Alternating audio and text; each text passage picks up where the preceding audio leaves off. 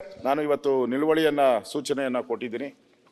ರಾಜ್ಯದಲ್ಲಿ ಕುಡಿಯೋ ನೀರಿನ ಹಾಹಾಕಾರ, ಈಗ ಬೋರ್ವೆಲ್ಗಳೆಲ್ಲ ಬತ್ತೋಗಿದೆ. ನಾನು ಮಾತಾಡ್ತೀನಿ, ಆಮೇಲೆ ನೀವು ಅದನ್ನ ಹೆಂಗ್ ಬೇಕು ಕನ್ವರ್ಟ್ ಮಾಡಿ. 10 ನಿಮಿಷ ಕೊಟ್ಟಿದ್ದೀರಿ. 10 ನಿಮಿಷ ಈಗ ಬಜೆಟ್ ವಿಚಾರವೆಲ್ಲ ಕೂಡ ಮಾತಾಡ್ಬೋದು. ಮಾಡ್ತೀನಿ. ಏನು ಇದೇನು ಜನರಲ್ ಎಲ್ಲರಿಗೂ ಸಂಬಂಧಪಟ್ಟಿದ್ದು, ಇದರಲ್ಲಿ ಏನು ಸರ್ಕಾರಕ್ಕೆ ಇರಿಸುಮುರುಸು ಪ್ರಶ್ನೆ ಏನಲ್ಲ. ಪ್ರಶ್ನೆ ಅಷ್ಟೇ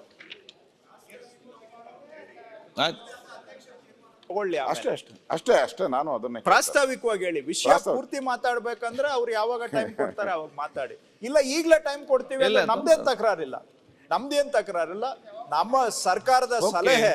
ಒಂದ್ಸರಿ ನೀವು ಇಲ್ಲಿದ್ದ ಹೆಂಗ್ ಮಾತಾಡ್ತಾ ಇದ್ರಿ ಹಂಗ್ ನೋಡ್ಕೊಂಡೆ ಮಾತಾಡಿ. ಯಾವ ಕಡೆ ಸನ್ಮಾನ್ಯ ಅಧ್ಯಕ್ಷರೇ, ಯಾವ ರೂಪದಲ್ಲಿ ಅವಕಾಶ ರಾಜ್ಯಕ್ಕೆ ತಕರಾರಿಲ್ಲ. ಈಗಲೇ ಸಂಪೂರ್ಣ ಅವಧಿ ಕೊಟ್ರೆ ಈಗಲೇ ಮಾತಾಡಿ, ಇಲ್ಲೇ ಇದ್ರೆ ಪ್ರಾಸ್ತಾವಿಕ ಕೊಟ್ರೆ ಈಗಲೇ ಮಾತಾಡ್ತೀನಿ. ಸಜೆಷನ್ ಅಷ್ಟೇ. ನಾನು 10 ನಿಮಿಷ ಮುಗಿಸ್ಬಿಡ್ತೀನಿ, ಆಮೇಲೆ ಅವರು ತೀರ್ಮಾನ ಮಾಡ್ಲಿ ಅಧ್ಯಕ್ಷ. ಸನ್ಮಾನ್ಯ ಅಧ್ಯಕ್ಷರೇ, ಇದು ಎಲ್ಲಾ ಶಾಸಕರಿಗೂ ಸಂಬಂಧಪಟ್ಟಂತ ವಿಚಾರ, ನಮ್ಮೊಬ್ಬರಿಗೆ ಅಂತಲ್ಲ, ಇಡೀ ರಾಜ್ಯಕ್ಕೆ ಸಂಬಂಧಪಟ್ಟಿದ್ದು.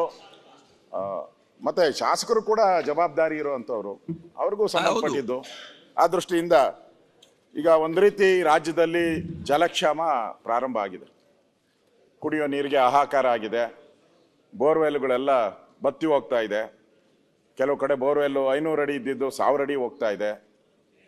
ಮತ್ತೆ ಕುಡಿಯೋ ನೀರಿಗೆ ಜನಗಳಿಗಲ್ಲ, ದನ ಕರುಗಳಿಗೂ ಕೂಡ ಕುಡಿಯೋ ನೀರಿಗೆ ಸಮಸ್ಯೆ ಆಗ್ತಾ ಇದೆ. ಆ ರೀತಿ ಒಂದು ಪರಿಸ್ಥಿತಿ ಇವತ್ತು ರಾಜ್ಯದಲ್ಲಿ ಬಂದಿದೆ. ಹಿಂದೆ ಸರ್ಕಾರ ಬರ ಡಿಕ್ಲೇರ್ ಮಾಡಬೇಕಾದ್ರೂ 3-4 ತಿಂಗಳು ಮುಂದಕ್ಕೆ ಹಾಕೋದು. ಈಗ ಈ ಜಲಕ್ಷಾಮ ಬಂದಿದೆ. ಈ ಜಲಕ್ಷಾಮಕ್ಕೂ ಕೂಡ ಮುಂದೆ ಹಾಕದೆ ಈಗಾಗಲೇ ಹಾಹಾಕಾರ ಎಲ್ಲ ಕಡೆ ಶುರುವಾಗಿದೆ. ಟ್ಯಾಂಕರ್ಗಳ ಹಾವಳಿ ಎಲ್ಲ ಕಡೆ ಶುರುವಾಗಿದೆ. ಅದೇ ಸರ್ಕಾರ ಇದ್ರ ಬಗ್ಗೆ ಗಮನ ಹರಿಸ್ಬೇಕು ಇಮಿಡಿಯೇಟ್ ಆಗಿ ಅನ್ನೋ ದೃಷ್ಟಿಯಿಂದ ನಾನು ಇವತ್ತು ಮಾತಾಡ್ತಾ ಇರೋದು. ಸನ್ಮಾನ್ಯ ಅಧ್ಯಕ್ಷರೇ, ಈಗಾಗಲೇ ಹಲವಾರು ತಜ್ಞರು, ಡಾಕ್ಟರ್ ಶ್ರೀನಿವಾಸ್ ರೆಡ್ಡಿ ರಾಜ್ಯ ನೈಸರ್ಗಿಕ ವಿಕೋಪ ಉಸ್ತುವಾರಿ ನಿವೃತ್ತರು, ಅವ್ರು ಹೇಳಿದ್ದಾರೆ, ಮುಂಗಾರು ಹಿಂಗಾರಿನಲ್ಲಿ ಜಲಾಶಯ ಹರಿಯಬೇಕಾದಷ್ಟು ನೀರು ಶೇಖರಣೆಗೊಂಡಿಲ್ಲ. ಪ್ರಸ್ತುತ ವಾಡಿಕೆಗಿಂತ 2% ಬಿಸಿಲು ಜಾಸ್ತಿ ಆಗ್ತಾ ಇದೆ. ಮತ್ತು ಎಲ್ಲ ಡ್ಯಾಮ್ಗಳಲ್ಲೂ ಸುಮಾರು 2-3 TMC ನೀರು ಆವಿ ಆಗ್ತಾ ಇದೆ. ಆ ದೃಷ್ಟಿಯಿಂದ ಜಲಕ್ಷಾಮ ಬರ್ತೈತೆ ಅನ್ನೋ ಮಾತನ್ನು ಹೇಳಿದ್ದಾರೆ. ನನಗನ್ಸುತ್ತೆ ಈಗಾಗಲೇ ಬಿಸಿಲಿನ ಜಳ 2 ಡಿಗ್ರಿ ಜಾಸ್ತಿ ಆಗಿದೆ. ಧಾರವಾಡ, ಕಾರವಾರ, ಹಾವೇರಿ ಈ ಕಡೆ ಎಲ್ಲ ಕಳೆದ 30 ವರ್ಷಕ್ಕೆ ಹೋಲಿಕೆ ಮಾಡಿದ್ರೆ ಈ ವರ್ಷ ತಾಪಮಾನ ಭಾಳ ಜಾಸ್ತಿ ಆಗಿದೆ ಎಲ್ಲ ಕಡೆ. ಕಳೆದ 30 ವರ್ಷಕ್ಕೆ ಹೋಲಿಕೆ ಮಾಡಿದ್ರೆ ತಜ್ಞರೇ ಹೇಳಿರುವಂಥದ್ದು ಇದು. ಸನ್ಮಾನ್ಯ ಅಧ್ಯಕ್ಷರೇ, ಪ್ರಮುಖವಾಗಿ ಇವತ್ತು ಕುಡಿಯೋ ನೀರಿನ ಹಾಹಾಕಾರ ಇರ್ಬೋದು, ಬರಕ್ಕೆ ಸಂಬಂಧಪಟ್ಟಂತೆ ಇರ್ಬೋದು, ಇವತ್ತು ರಾಜ್ಯದಲ್ಲಿ ಜನ ಗುಳೆ ಹೋಗುವಂಥ ಪರಿಸ್ಥಿತಿ ಬರ್ತಾ ಇದೆ. ಮನೆಗಳಿಗೆ ಬೀಗ, ನಗರಗಳಿಗೆ ಗುಳೆ ಅಂತ ಹೇಳಿ ಆರ್ಟಿಕಲ್ ಕೂಡ ಬರ್ತಾ ಇದೆ.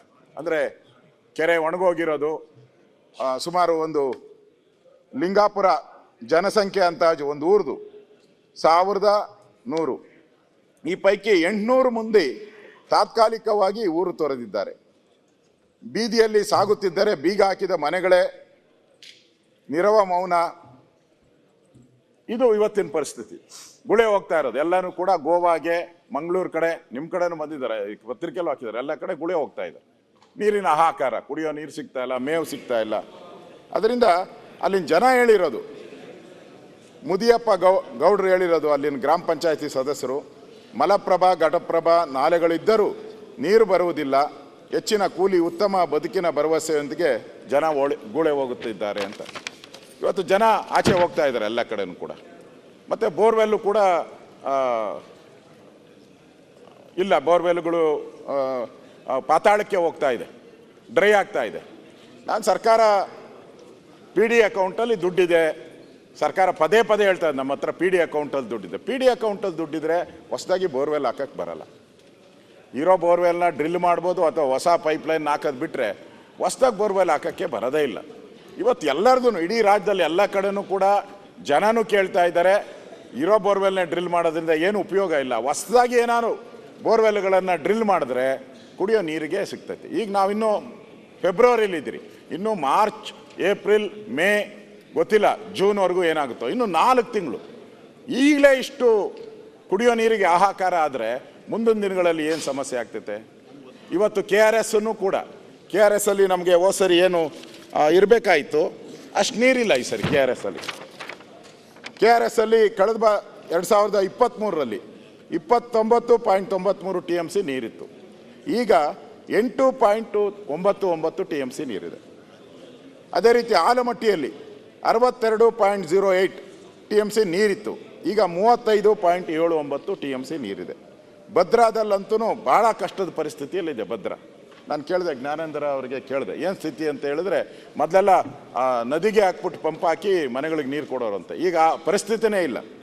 ಭದ್ರಾದಲ್ಲೂ ಕೂಡ 48.71 TMC ಇದ್ದರೆ 20.04 TMC ನೀರಿದೆ. ಇದು ಇವತ್ತಿನ ಪರಿಸ್ಥಿತಿ. ಈ ಒಂದು ಉಪಯೋಗವನ್ನು ಪಡ್ಕೊಂಡು ಇವತ್ತು ಟ್ಯಾಂಕರ್ಗಳ ಮುಖಾಂತರ, ಟ್ಯಾಂಕರ್ಗಳು ಏನಿತ್ತು 500 ರೂಪಾಯಿಗೆ ನೀರು ಕೊಡ್ತಾ ಇದ್ರು. 500 ರೂಪಾಯಿಗೆ 500 ರೂಪಾಯಿ ನೀರು ಕೊಡ್ತಾ ಇದ್ದಿದ್ದು 3,000-4,000 ಆಗ್ಬಿಟ್ಟದೆ. ಜನ ಏನ್ ಮಾಡ್ಬೇಕೀಗ?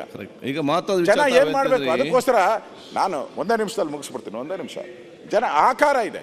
ನಮ್ಮ ಅಧಿಕಾರಿಗಳು ಕೇಳಿದ್ರೆ, ಅಧಿಕಾರಿಗಳು ಅವರು ಉತ್ತರಗಳು ನೋಡಿದ್ರೆ ಅದನ್ನ ನಾವ್ಯಾರೂ ಮಾತಾಡೋಕ್ಕೆ ಆಗಲ್ಲ ಉತ್ತರ. ಅಷ್ಟು ಬೆಂಗಳೂರದು ಕುಡಿಯೋ ನೀರಿನ ಅಭಾವ ಇರುವ ವಿಚಾರ ಪರಿಶೀಲಿಸುತ್ತೇವೆ. ಅಧಿಕಾರಿಗಳು ಉತ್ತರ ಇದು. ಅಧಿಕಾರಿಗಳು ಪರಿಶೀಲನೆ ಮಾಡ್ತೀರಿ ಅಂತ ಹೇಳ್ತಾ ಇದ್ದಾರೆ. ಇವತ್ತು ಬೋರ್ವೆಲ್ ಹಾಕೋಕ್ಕೂ ಹೊಸದಾಗಿ ಅವಕಾಶ ಇಲ್ಲ. ಈ ಪರಿಸ್ಥಿತಿ ಆದರೆ ಮುಂದೆ ಜಾನುವಾರುಗಳಿಗೂ ಕೂಡ ಸಮಸ್ಯೆ ಆಗ್ತೈತೆ.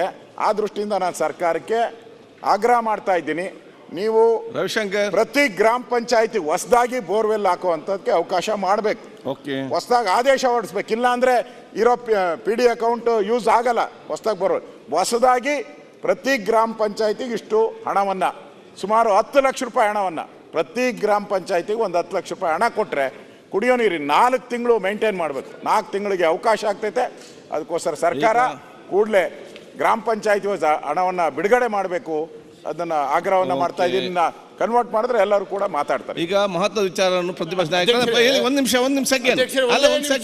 ಸಿಗ್ನೇಟರಿಗಳು ಅಲ್ಲ, ಮತ್ತೆ ಬಹಳ ಗಹನವಾದಂತ ವಿಚಾರ. ಇಲ್ಲೇನು ಪೊಲಿಟಿಕ್ಸಿಗಾಗಿ ಪ್ರಚಾರಕ್ಕಾಗಿ ನಾವು ಮಾತಾಡ್ತಾ ಇಲ್ಲ. ನಮ್ಮ ಒಟ್ಟಾರೆ ಇಡೀ ಸದನದ ಆ ಕಡೆ ಈ ಕಡೆ ಅಂತ ಹೇಳಿಲ್ಲ, ಎಲ್ಲಾ ಸದಸ್ಯರು ಕಳಕಳೆ ಹೊಂದಿದ್ದಾರೆ. ಈಗ ತಾವು ಕೂಡ ಈಗಾಗಲೇ ಈಗ ಮಹತ್ವದ ಚರ್ಚೆ ಅಂತ ಹಳ್ಳಿಗಳಲ್ಲಿ ಅದಕ್ಕೆ ನಾನು ಹೇಳಿದ್ದೇನೆ. ಇದು ಮಹತ್ವದ ಚರ್ಚೆ, ಇದು ಇಡೀ ರಾಜ್ಯಕ್ಕೆ ಸಂಬಂಧಪಟ್ಟಂತೆ ವಿಚಾರಗಳು. ಅದಕ್ಕಾಗಿ ನಾನು 69 ಕನ್ವರ್ಟ್ ಮಾಡಿ ಒಂದು ಸಮಾವೇಶ ಖಂಡಿತ ಕೊಡ್ತೇನೆ. ಈಗ ನಾವು ಬಿಲ್ಲನ್ನು ಮುಂದೆ ತಗೊಂಡು ಹೋಗುವ ಸರ್. ಅದೇ ಆಯ್ತು ಬೇಕು, ಇವತ್ತು ಕೊಡ್ತೇವೆ ನಾವು. ಓಕೆ, ನೀರಿಲ್ಲ ಹೇಳಿದ್ರಲ್ಲ, ಪ್ರಾಣಿಗಳಿಗೆ ನೀರಿಲ್ಲ, ಊರಿಗೆ ಬರ್ತಾ ಇದ್ದಾವೆ. ಕನ್ವರ್ಟ್ ಮಾಡಿದ್ರೆ ಮತ್ತೆ ಚರ್ಚೆ ಬೇಡ ಕಾರಣಕ್ಕಾಗಿ. ಓಕೆ,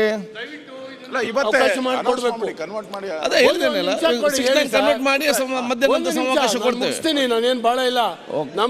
ಮಾತಾಡಿದ್ರಲ್ಲ, ಈಗ ಮುಗಿತಲ್ಲ. ತುಂಗಾ ನದಿ ಹರಿತಾ ಇರುವಂತಹ ಜೀವ ನದಿ, ತುಂಗಾ ಮತ್ತು ಭದ್ರಾ ನದಿ ಹರಿತಾ ಇರುವಂತಹ ಪ್ರದೇಶ ನಾಳೆ ಚರ್ಚೆ ಮಾಡೋದಿಲ್ಲ. 69ರಲ್ಲಿ ಇವತ್ತು ಸಂಪೂರ್ಣವಾಗಿ ಆ ಕಡೆವರೆಗೆ ವಿಧೇಯಕವನ್ನು ಮಂಡಿಸಲಾಗುವುದು ಮತ್ತು